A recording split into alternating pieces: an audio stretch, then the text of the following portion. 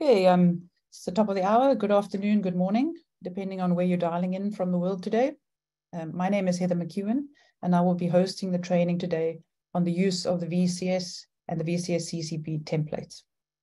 Our webinar today will be an hour long. We'll have 45 minutes of presentation and hopefully 15 minutes for questions towards the end. We will answer all your questions, if not in the webinar, afterwards on a spreadsheet, which we will circulate with the recording and the slides. So we'd please ask you if you could use the Q&A function so that we have a record of your questions that you ask. Next slide, please. Thank you. The aim and objectives are to offer some guidance on using the templates, this is an attempt to try and reduce the potential errors and the documents going backwards and forwards unnecessarily. Our training today is targeted towards new and almost first-time project developers, but that's not, of course, to say that if you're a seasoned developer, that you won't pick up some hot tips today from Shea and Palak, who are joining me and assisting me today. I will set the webinar in a context. Shea will address the VCS templates and Palak the VCS CCB templates, and followed by questions. Next slide, please. So before I start on the context, I'd like to launch a poll to get an idea of who we have in the room today. So the poll is, what is your primary role in the voluntary carbon market?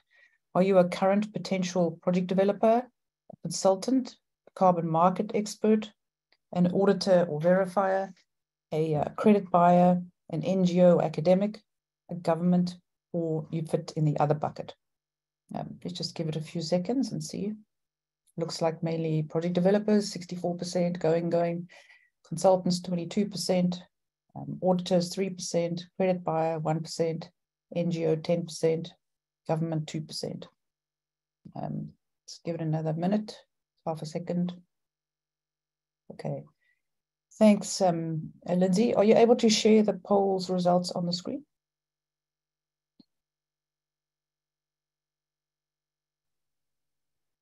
Okay, we can't see them there, but I'll just let you know that the 53% are project developers, 26% are carbon market experts or consultants, 3% are auditors, 2% credit buyers, 9% NGOs academics, and 2% government. Thank you. Next slide, please. So I'll cover the context. Next slide, please. So as you know, Verra has a number of standards. We have the Verified Carbon Standard, VCS, which is the focus of today, and the CCB Biodiversity Standard. We also have the Plastic Standard and the SD Vista. But bear in mind today, the focus is on what is circled in green, the VCS and the CCB standards. Next slide, please. The slide is just to illustrate the rapid growth that we've seen in the voluntary carbon market. And this is shown by the number of issuances. And of course, this is translated into a lot more work for the program management team at Verra. Next slide, please. What I'm trying to show you here is that I wanted to draw your attention to the increase in the number of pipeline listings. So in 2021, 2022, we had a jump for those under development from 299 to 804. From the pipeline listings under development, 92 to 400, so there's almost a fourfold increase. And then also the registration and verification approvals and the registrations requested 49 to 203, and then 99 to 200. You'll see a smaller number in the verifications, but this is because the projects are still making their way through the pipeline. To keep you orientated in the process, on the next slide, I have a process diagram. On this slide, what I want you to note is that after the methodology has been developed in the top left-hand corner, the blue blocks going down, to the project listing is where you have your pipeline listings, and there's an initial Verra review. The focus of today is just the third gray block along, project registration. At this point, this is where there is another Verra review, and this focus of today is on the information we require in the templates just before that project registration block, and after the public consultation and VVB work. So before handing over to Shea, I have another poll to get a measure of how experienced the audience is with project development. So can we move to the poll? Thank you. And if you can put the poll up for me, Lindsay.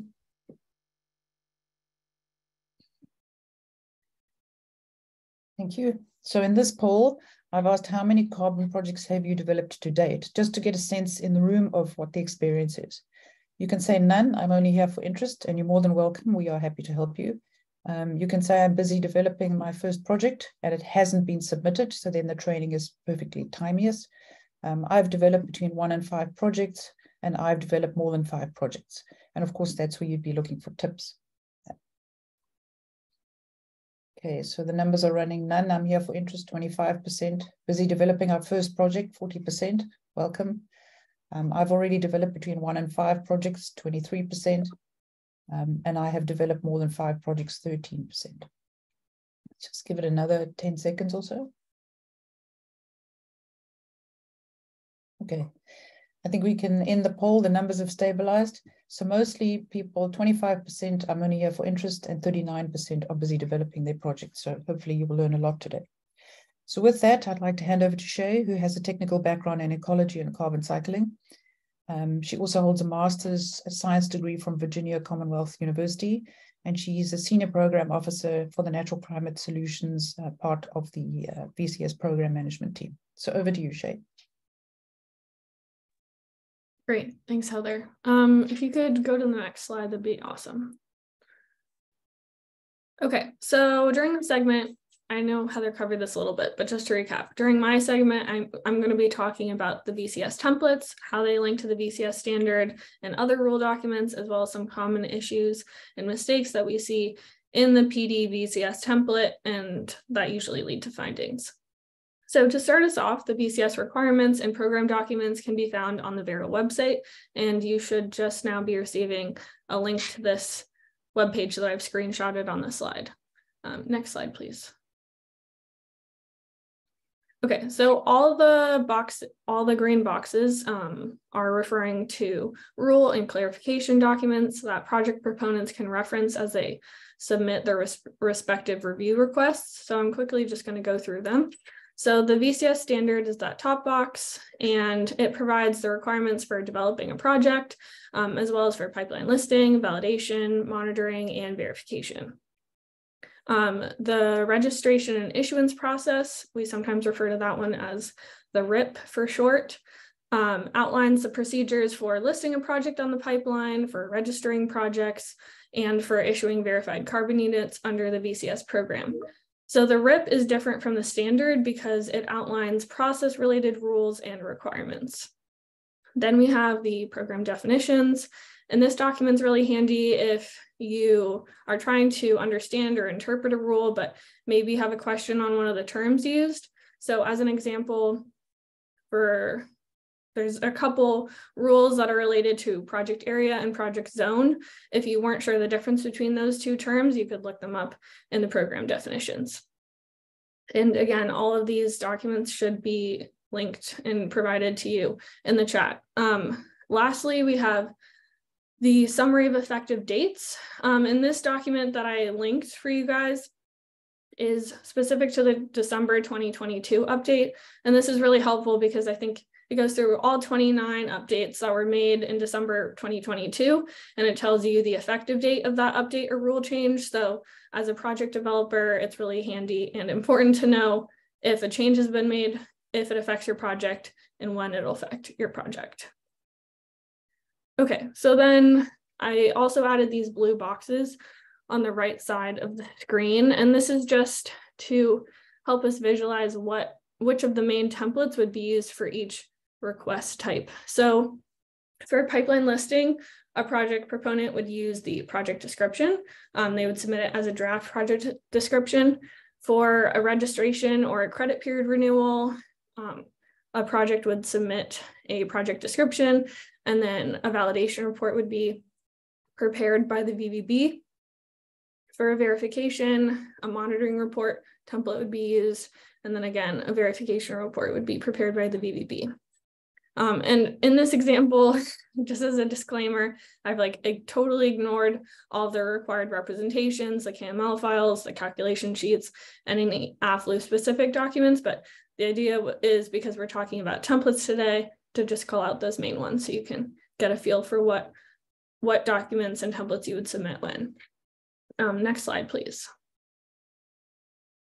Okay, so as you might expect, the templates sort of mirror the standard and they share a lot of the same sections.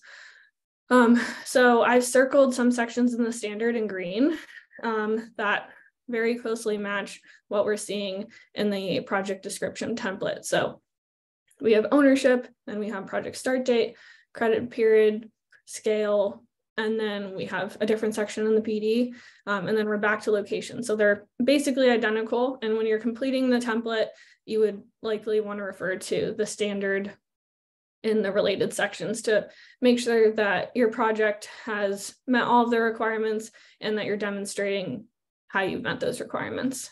But it's not always so straightforward where you have sort of a one-to-one match. There are some cases where you might have to refer to multiple sections in the standard or other rule documents. And so you'll need a good grounding in all of the rules and requirements that are part of the VCS program. I think that's everything I wanted to say on that one. So next slide, please. Okay, and then one more tip for navigating any of the program rule documents, such as the standard or the RIP, is if you're looking for a rule, let's say, I know there's a validation deadline rule. I know it has to do with 2 years, but I can't seem to find it. So I always try to search things a couple different ways. So maybe try typing in the number 2, then type in 2 spelled out. If you're looking for a search term that could be hyphenated, try it with a hyphen. And that'll just help you find the rules you're looking for a little bit easier. Okay, next slide. Okay, so I'm going to go through the VCS project description template in some detail. I'm not going to cover everything, but we'll just go through it and hopefully it'll give us an idea of common mistakes, things to think about, things to make sure you do, and some important sections. So to start off, this is the, instruction page in the template. And some important things to remember is to follow the formatting instructions. So that means using the required font size and text, font and text size, removing all instructional text from the project description. This text is just there for project proponents to help them understand what they need to provide. But once you've filled out the document, we don't need that instructional text anymore. So feel free to delete it. Also, please justify all of the information that's provided in the template. So don't just write not applicable, explain, for example, why it's not relevant to your project. And then always submit project documents to Verra as PDFs. And after the first round, if we issue findings and the document needs to be revised, make sure that you're submitting back to Verra a clean and a track changes version of that document in a PDF format. Next slide, please. Okay, great. So this is section 1 of the PD. We're talking project details here. And again, I'm not going to go through all 18 of these sections, but I'm going to call out a couple for you guys. So to start, we have the summary of the project. And there are a couple different instructions in this section. But one thing we see folks sometimes forgetting is to report the total and net annual ERRs in this section. So it's just an example of making sure that you read all the instructions and kind of tick all those boxes that we've asked you to describe in each of the sections. Next, we have the sectoral scope and project type. And in this section, you might want to refer to the VCS website if you aren't sure what your sectoral scope is. I believe I've linked that in the chat, but if I haven't, once I'm done talking, I will make sure it happens. And then as far as selecting the correct AFLU specific project type, you would want to refer to Appendix 1 in the VCS standard, and that section goes through every single AFLU category and subcategory. Then we have section 1.3, which is project eligibility. This section is super important, and it's a good example of a section where a project proponent would probably need to refer to multiple different standard sections to be able to complete the section well and thoroughly.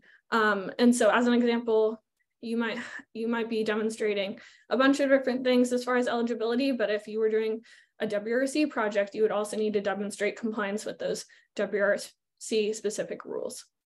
So as an example, make sure you fill that one out completely and justify and demonstrate everything as far as eligibility under the VCS program.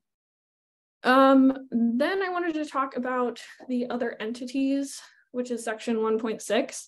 So a point of confusion here sometimes is that if a project proponent adds another entity to their project description, sometimes they don't realize that we actually can't communicate with that other entity until a signed communications agreement has been submitted to Verra. So it'd be signed between the project proponent and the other entity. So if you want another entity to be able to reach out and ask for an update on the review processing time, etc., you'll just need to make sure that you have a signed communications agreement with that entity. All right, and then lastly, I wanted to talk about the project location.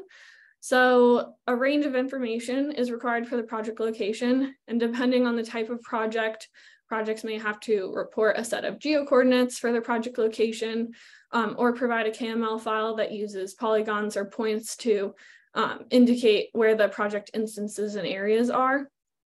For non-AFLU projects, KML files are always required, and it's important that all spatial data, especially KML files, are accurate.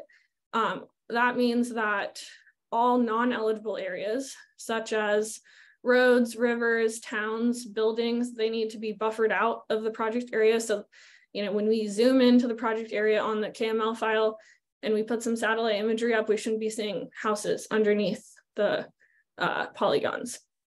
And another important thing is that the KML file map that's provided exactly matches what we're seeing in the PD maps of the project location, and that the project proponent has indicated, for example, if there are individual instances or stratas, maybe there's like planting A, B, and C. So that would be helpful information to include in the KML file as well, so we know kind of what we're looking at.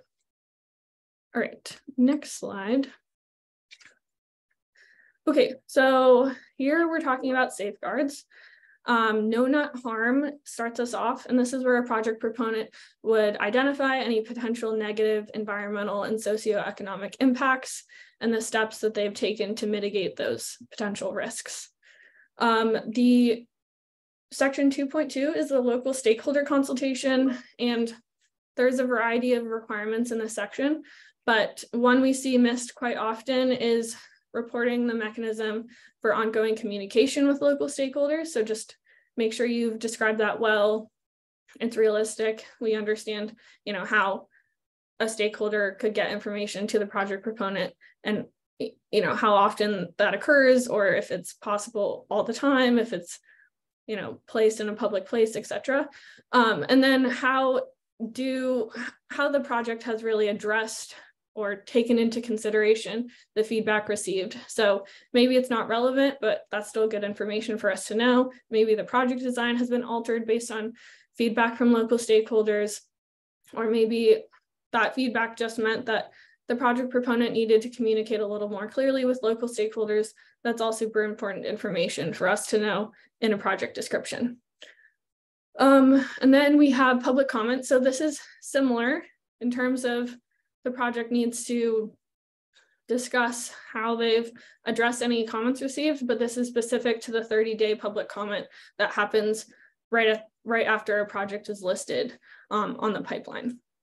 And then we have section 2.5, which is the AFLU specific safeguards. And there are a lot of requirements for this section, and I would refer to section 3.18.11 and 3.18.20 or 11 through 20 in the standard version 4.4, and I can include that section references if it's helpful in the chat. But this section will cover everything from local stakeholder identification to risk to local stakeholders, respect for local stakeholder resources, and how the project has communicated and consulted with, again, those local stakeholders. So there's a lot of requirements there. We're working to update the templates to make this a little bit easier to fill out and not miss anything, but until that happens, just definitely refer to the standard and make sure you're ticking all those boxes, so we don't need to raise any findings on this. Okay, next slide, please. All right, so we're in application of methodology now. So 3.1, you're just providing the title, the reference, and the version number of the methodology. Make sure you provide that version number, otherwise we can't really compare what you've done to the right version. For 3.3 through 3.5, which is project boundary, baseline scenario, and additionality, it's very important for project proponents to clearly describe the choices that they've made, why they've made them, and how those choices comply with the methodology steps and requirements. This is a common error that we see often leading to findings if it's not well described, because you guys know what happened, but it's not always clear in those documents. So if you want to avoid findings, just make it as explicit and as clear as possible. Oh, I did miss 3.2. So jumping back slightly, the applicability of the methodology, this is also a common place for findings. So we just need to make sure that for every single methodology applied or module or tool, the applicability condition is listed, and then the demonstration of how the project complies with that applicability condition is also listed. So a lot of projects decide to do this in a table format where they'll list the applicability condition and then demonstrate how they meet it. So, and that needs to be done for, again, all methodologies, modules, and tools applied. Okay, and then lastly, we have the methodology deviations.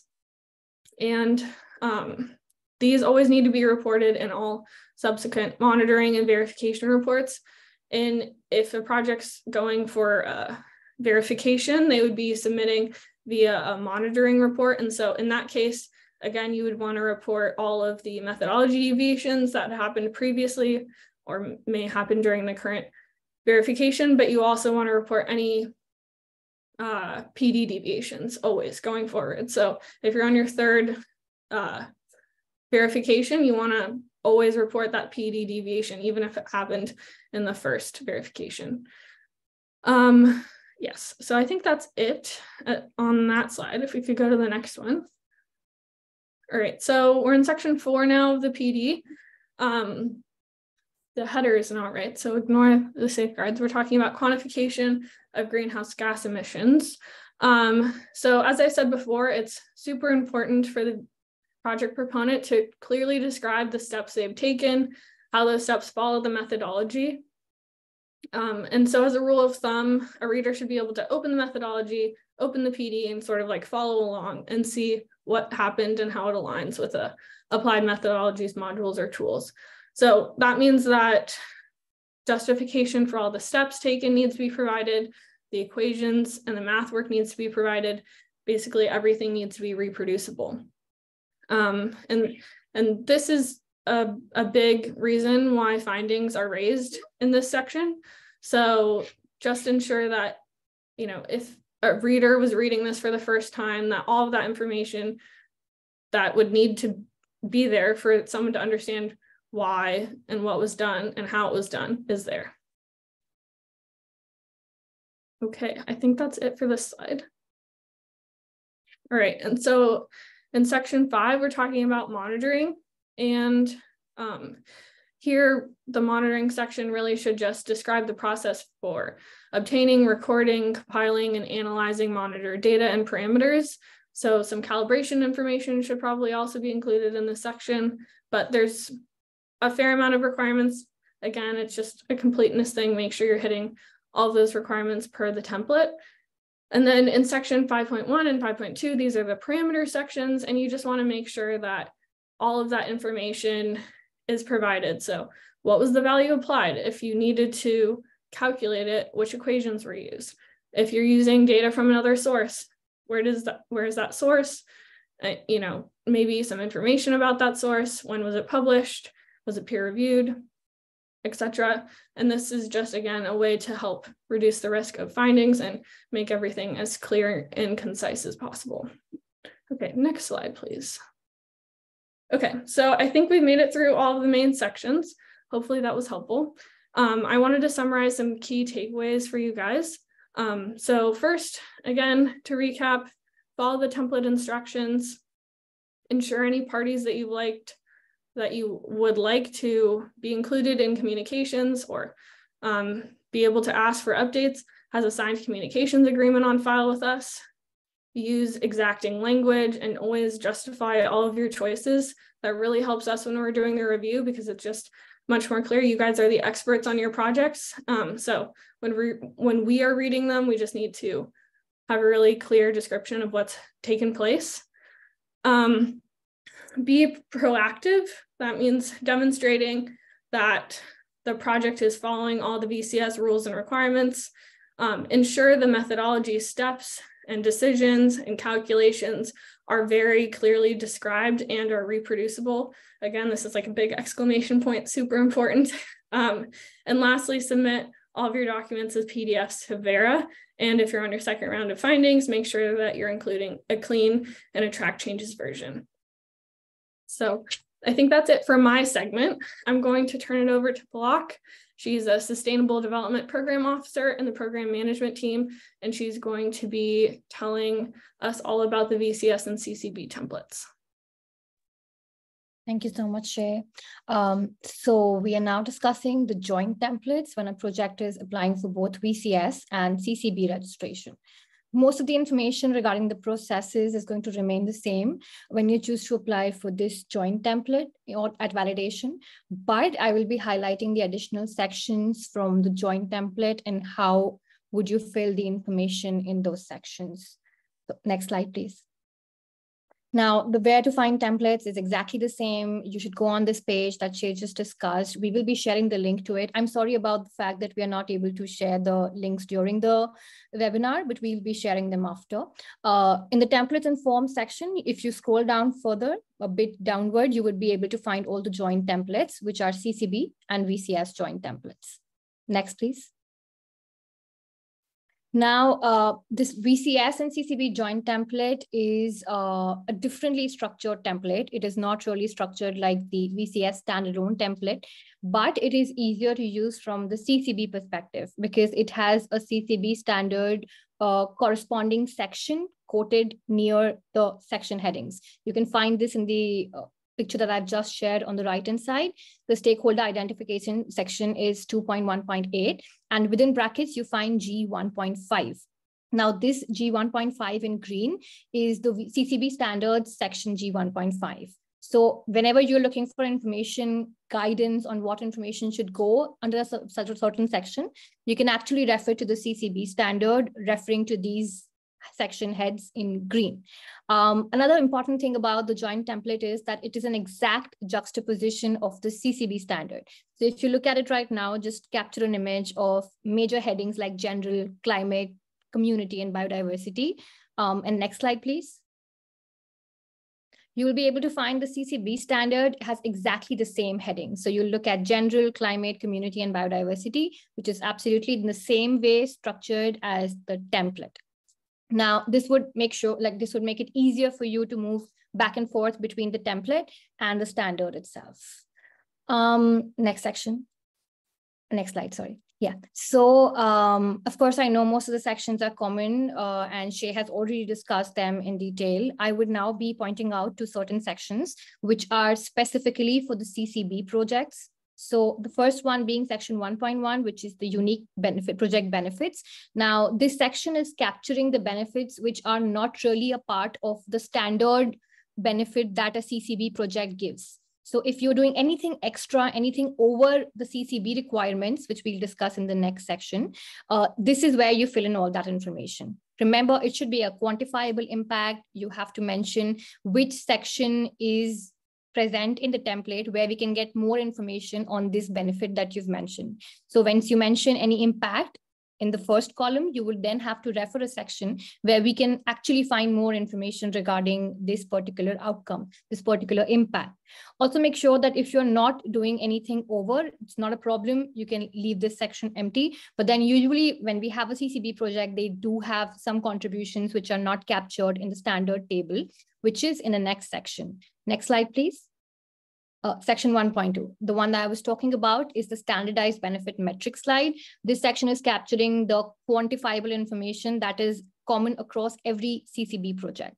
So in this case, you will be finding that there are certain categories which are capturing the information under climate, like GHG emissions, forest cover, under community, under biodiversity, etc. So in this case, you would find that there are certain categories where, or certain metrics to which you would not be contributing.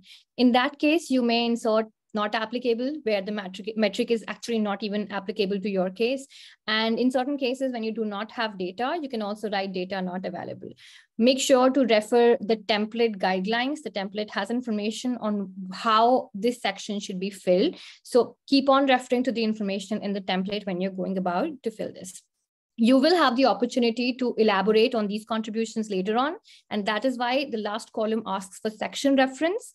That is where you can mention the section number, where you will be talking in more detail about these metrics. So for example, in the climate section, you'll be talking more about the GHG emission. So in the first row, you can mention section 3 and whatever corresponding subsection is referring to that benefit. Next section, next slide, sorry. Now, another important part of the joint template is section 2.1.8 and 2.1.9. I'm talking about both of them together because they are kind of interconnected. They are very process-oriented sections. Section 2.1.8 is about the process that you have used to identify the stakeholders who are affected by the project. Now, again, I remind you that you can find proper guidance on what should be included in the CCB standard. In the green, you will find G1.5, that is corresponding to a CCB standard section. Go there, read more about it. But in short, if I have to give you an idea to not have a finding related to this issue, then I would just say that make sure you mention everything that you did, every survey you undertook, every kind of, a conversation or consultations or any kind of meetings you have held with stakeholders, and the process that you undertook. Step-by-step process is really important in this case, and that's what we pay the most attention to. Corresponding to section 2.1.8, section 2.1.9 is about the stakeholder description. So whatever stakeholders you've then identified would go into this section, and you will give an idea about who they are, what is the relevance of these stakeholders to your project, and so on and so forth. An important point to remember here is group projects. If you have a group project and if you plan on identifying communities in the future, you can mention them in this particular section 2.1.9. And more information on group project is available in the CCB standard. I have mentioned, refer to G1.10 and G1.13. Next slide, please. Okay, now another important section that comes in only a joint template with CCB is section 2.1.11. It is about the theory of change. Now, a theory of change is basically the explanation of how the project's activity led to the project's objectives or benefits. So this requires that the project describes how the activities have led to the outcome. So the table is basically a template. It's a sample that you can use. It is given in the template itself. It is in the appendix. So if you want, you can use this particular table, but then it's not necessary. Below, I have given a proper description on how you can actually make your own way of expressing your theory of change. It could be a chain, it could be properly a flow chart, or anything else that you prefer. So it is important that you identify the causal relationships between your activities, their outcomes, their short, medium, and long-term impacts on the project area, the stakeholders, etc. But please remember to maintain the links, because another finding that we usually have is when the project is not able to properly identify the linkages between its activity and its contribution. Next slide, please. Okay, another important section is 2.3. Shay has touched upon it before. In CCB, we have some really strict guidelines with relation to stakeholder engagement, which means that the most findings that we have are in relation to these sections. So if you want to have a really foolproof document, then I would recommend that you pay a lot of attention to this section. Not that you shouldn't pay to other sections, but then more to this. Section 2.3 has a lot of subsections related to access to project documents, site visit, grievance redressal, and more. I will be discussing the 4 important ones. So the first one is access. The project needs to show that the project documents are available to the community, they are accessible, and there are informational meetings with the stakeholders. and they're publicized.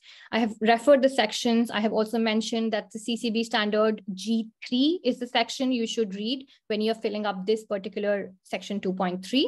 Another important pillar is site visit. Projects need to make sure that the stakeholders are aware that there is going to be a validation and verification and the auditor's site visit. So all those informations are captured in section 2.3.5 and 2.3.6. So make sure that the process, the steps taken by you to actually make this information accessible, make this information disseminated between the stakeholders should be present in this section. Next, please. Two more important things, as I said, consultations and grievance redressal. So you have to make sure that you mention how can the stakeholders give inputs on the project design, how will they be included, is there a proper mechanism for it, what kind of consultation methods exist, and they should be explained in the tiniest detail as possible. And the last section within this section is the grievance redressal one. That is really important. Sometimes we have project documents that just say that we have a grievance redressal procedure. That is not enough. You need to give us information on what that contains. What is the procedure? What happens if someone comes to you with a grievance? How is it publicized? How is it accessible? And how will you tackle those grievances? And that should all be transparently available to us. Next, please. Another important section in CCB is the legal status and property rights section. The projects need to demonstrate that every property right is recognized, respected, and supported. So in this section, you have to provide us any kind of process that you have used to make sure that there has been a proper agreed process and transparency has been maintained when it comes to the property right. Free, prior, and informed consent forms a really important part of this section and of the CCB standard in whole. So you have to give us a fair description of what kind of property right holders already exist. How have you communicated with them? Do you have any kind of deeds, legal documents, etc.? Attach all of them in the appendix. It would be helpful for us to understand your case, where you're coming from and what you have done with the land and the landholder rights. Another important thing is the national and local laws. So make sure you give a list of all the laws that you have complied with, but sometimes we only get a list of laws and that is not enough. You should also show how you are complying to those laws. So just giving the names of laws which are prevalent in the nation or locally, do not do that. Give us a description. How are you adhering to that particular law? Next, please. Now, these are the three subsections. So as you've seen, there's one section called climate, then one community, and then one biodiversity. Climate is absolutely same as Shay has explained in the VCS alone template. So we'll not discuss that because it has been covered. The next slide, please. The next slide is on community, section 4. So we'll just give you a framework of what the section looks like and not really go into the detail. The guidance on this particular section is available in the CCB standard, where you will find a particular heading called community, section 4, and that has all the information. In brief, the project will first need to describe the status of all the affected communities at the project start. So you have to try to capture the social status, the economic status of the project area. Then there needs to be, by project area, I mean the people living in the project area. Then there needs to be a description of the without project scenario.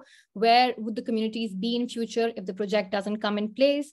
Then the net positive community impacts would have to capture the negative impacts the project could have, the positive impact the projects could have, and what would happen in case of a negative impact. Do you have a mitigation plan? So that mitigation plan needs to be a part of this section. And finally, a community impact monitoring plan, where you give us information on the mode of monitoring, the variables you would be using, the frequency, on how often you will be capturing those variables, monitoring those variables. And this is where you also discuss how you would be making this monitoring plan accessible to the stakeholders. So accessibility, as you will see again and again, is a huge pillar of the CCB standard, and it is also upheld here. Next slide, please.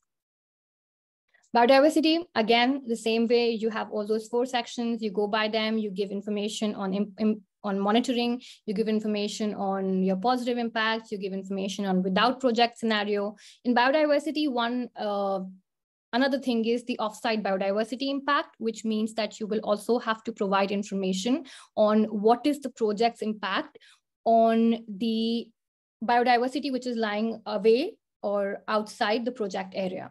So that also forms an important part. Do not think that it is okay to say that there is no impact. You will have to assess it. In case of any kind of impacts, if you just end up saying that there is no negative impact, there is no offsite biodiversity impact, it is not enough. You have to justify how did you reach the conclusion that it was not affecting anyone negatively. So the process and the whole methodology, the rationale is the most important part of the template filling process. Next slide, please.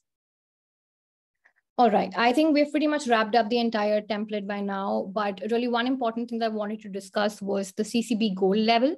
CCB goal level is a kind of additional designation that a project can achieve if they are giving exceptional benefit in either of these three or all of these three, any two. I mean, it could be anything. So the goal label is actually shown on the VCS project database, which means that the public side of the registry can actually see the project is having a CCB goal level.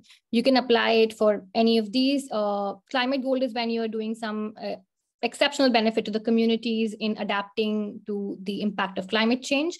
You will have to fill section 3.4, and you can find the information about the CCB goal level in the standard itself.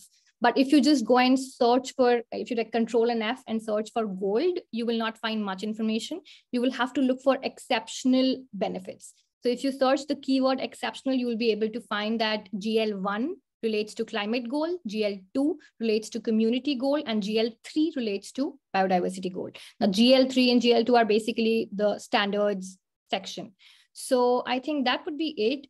Again, if I have any tips, they would be exactly the same as the ones Shay said. And now I would be passing it over back to Shay to discuss what would be happening in case the consequences, in case the standard is not really adhered to when you're filling out the template, or if the guidelines we just shared are not followed. So over to you, Shay. Thank you. Thanks so much, Palak. Okay, so really quickly, I'm just going to touch on the streamlined review process, discuss request denials as an efficiency mechanism, and clarify what it means to really reject a project. Next slide, please. Okay, so to shorten the timeline for evaluating project reviews, Verra is denying requests that are poor quality, incorrect, or incomplete in terms of their project documentation that was submitted, in the case that findings cannot be closed after 3 rounds, or in the case that a VBB has not responded to findings issued within 60 days.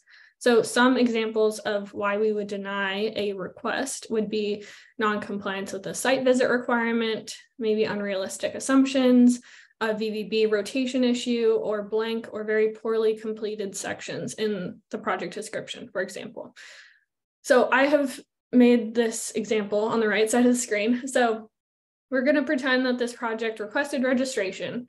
Then Verra would conduct the review, and let's say we determine that the quality of the document is not satisfactory. So then what we would do is we would deny the request, and that would happen via an email. So we would send the VBB and the project proponent, if I haven't said what VBB is, it's the auditor, and the project proponent an email with a denial letter, and we would tell them on the basis on which their project is being denied, we would upload that letter to the registry, and then we would change the status of the registry. The project then can revise the documents based on the reason for denial, and within 3 months to a year, so between 3 months and a year, the project can feel free to resubmit their original request, and we'll process it again once we receive it per normal. So that's sort of how denial works. I think on the next slide, please. I've gone into a little more detail on the difference between rejecting and denying. So they're very, very different. So we deny requests and we reject projects. So a denial is a much less serious thing than a rejection. So if a project is rejected, that really means that it's not going to be able to conform to the VCS rules as it's designed currently, and that also means that it's ineligible to register. under the VCS program. So as an example, a project might be rejected if they don't meet the pipeline listing or the validation deadline, if their scope ineligible, if they're not additional, or maybe, for example, they've cleared native ecosystems for the purpose of generating greenhouse gas credits. So this would, in those cases, the project would be denied, and this is a permanent decision with no further action possible for the project proponent. A denial is very different because it's aimed at the request. So in the last example, that was a registration request. So once a project proponent addresses the issues identified in the denial, again, the account holder and project proponent can feel free to resubmit that same request in 3 months, and then we'll process it. So you can read more about this denial process in a link we'll provide after the webinar is over, and it's just came out last week, so hopefully it'll be really helpful as a more in-depth update on this denial process. But I did want to say at the end here that this process is really helping Verra process projects with poor documentation more efficiently and reviewing more projects in the same time, in the same amount of time. So it's hopefully also helping project proponents and BVBs receive feedback sooner and address issues more quickly, and hopefully then get registered more quickly. So this process is aimed at improving quality of documentation and making our review system more efficient. So I think I'm going to pass it back to Heather for another poll, and thank you all very much. Thank you, Shay. Thanks, Palak. We have one more poll. And the poll, thank you, Lindsay, for running it, is assuming that this training on the templates has been helpful to you, would you like to have more in-depth training in future on the templates? And also what I'd like to ask is, if there is other training that you would like, if you wouldn't mind putting that into the chat, then that would help us guide in terms of what we could be doing to design training going forward. And it looks like the answer is yes. I'm assuming the training, you'd like more in-depth training going forward into the future. So that shows that we've just scratched the surface. Perhaps there's more training to be done. And we also have the info box that you can send questions to us. So thank you very much. Just keep it running for another 10 seconds. Okay, thanks, Lindsay. So 2% said no, 89% said yes, 9% said you have all you need for now. So thank you very much. That really helps us understand what you are looking for in our attempt to assist project developers. So what I'd like to do at this point now is just try and address some of the questions that we have. And I thank everybody for asking questions. Clearly, with the number of questions we have, close to 45 questions, we won't get through them in the next 15 minutes. So we'll address some key ones. And then, as I said to you, at the end of the presentation, you will be emailed a link which contains both the slide deck and the recording to the webinar. And I will endeavor to ensure that there is an Excel spreadsheet on there which contains all of the questions that have come in with an answer from the team. So please don't worry if your question hasn't been answered right now. I'll start with one before I pass to the other two. One of the questions was that on the applicability of methodology 3.2, has your approach changed given the increase in the number of submissions? Specifically, are you more likely to reject a project where in the past you would have requested clarification or correction? I think that Shaya explained that quite carefully, in that we deny your request if we are getting a lot of errors, for example. We don't sit and go through your document until we find their 40 findings. You know, if we're seeing that there's a lot of sloppy work that's coming in, it will be denied. The rejection is far more serious, and that we will do, obviously, if it's scope not eligible, if the additionality, all those things. So we are doing more denials, and that will increase. There is a link to an article on the website which explains it in more detail. I'd like to just ask Shay a question now. Shay, and it links possibly more to more about project design. Is it possible to change a project proponent? For instance, a project proponent for project pipeline listing is then changed to another project proponent. Yeah, so anything that's submitted in the draft PD for pipeline listing, it hasn't been validated, so it's a little more flexible on if you need to change something, you could do that. However, I think I would also want to, I don't see any issue from my perspective with changing a project proponent, but there could be some details on account holder. So I think that's a question I'm going to run by the registry team and just double check for you. But I don't foresee any issues, but if it was, it's because of the account holder, but I'll make sure we answer that question after the webinar. Sure, thank you. Question for you, Palak, and it seems as if you were the winner. Most of the questions are yours. A project initially registered under the VCS can be later restructured and validated as a VCS and a CCB? Question mark.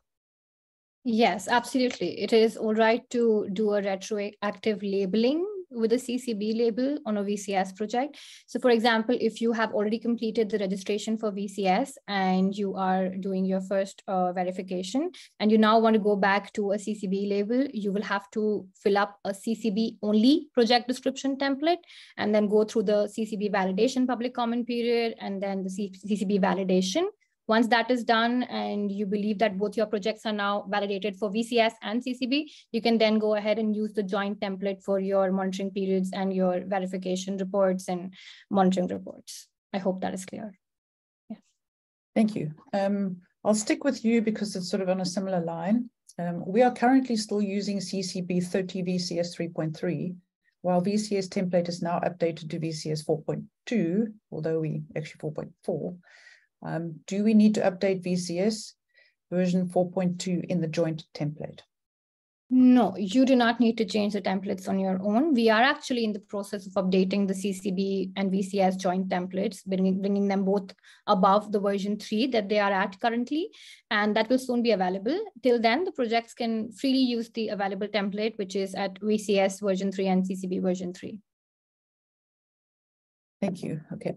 Another question now, will an agreement suffice to demonstrate security of land rights?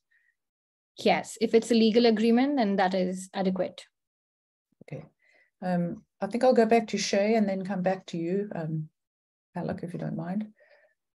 One of the questions that I've had for you, Shay, is that what is the common error that you see with documents coming in?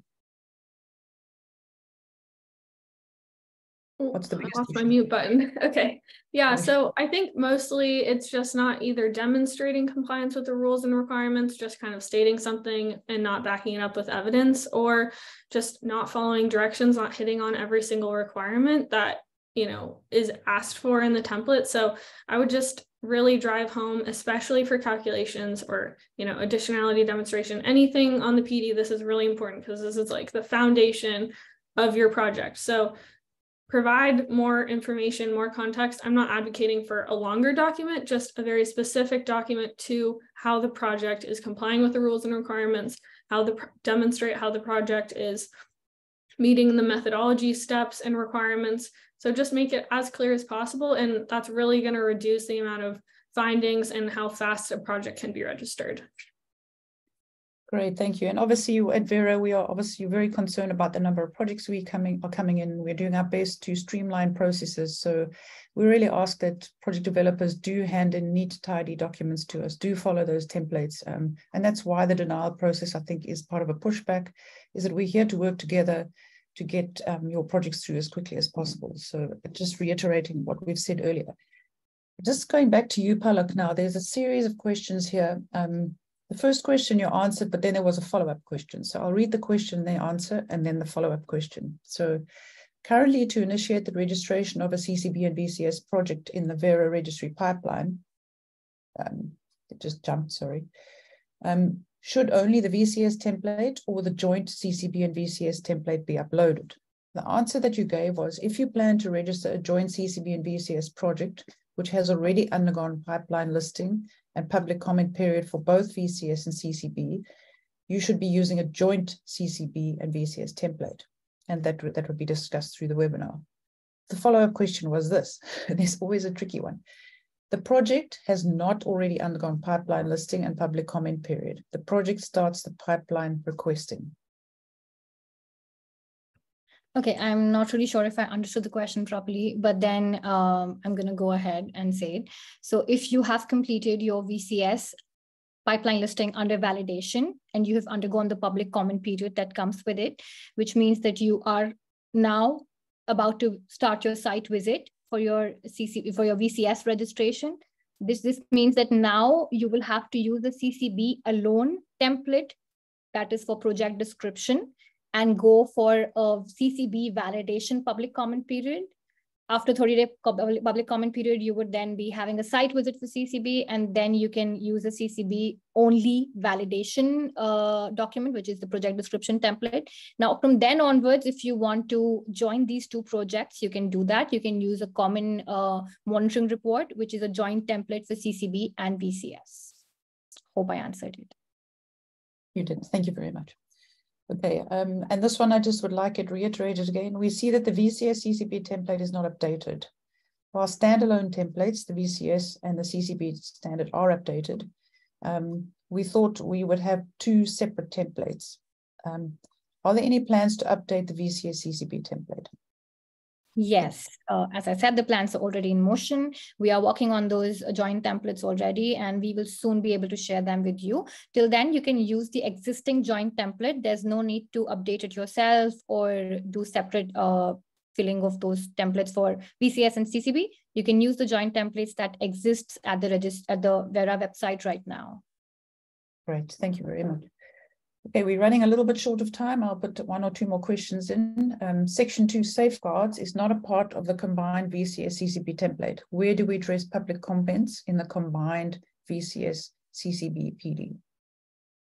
All right. So as far as I'm aware of it, the CCB and the VCS joint template does not have a section where you can mention that these were the public comments and these are our responses, but these are then addressed in the validation report. The VVB is then checking if the public comments which were received have been answered satisfactorily or not. So that is a part of the validation report, and it is not really a part of the CCB and VCS joint template. So you don't really need to like code the comments and your responses in a joint template. I will probably confirm this and we will send out the answer to this in a better way, but I will try to confirm it within my team.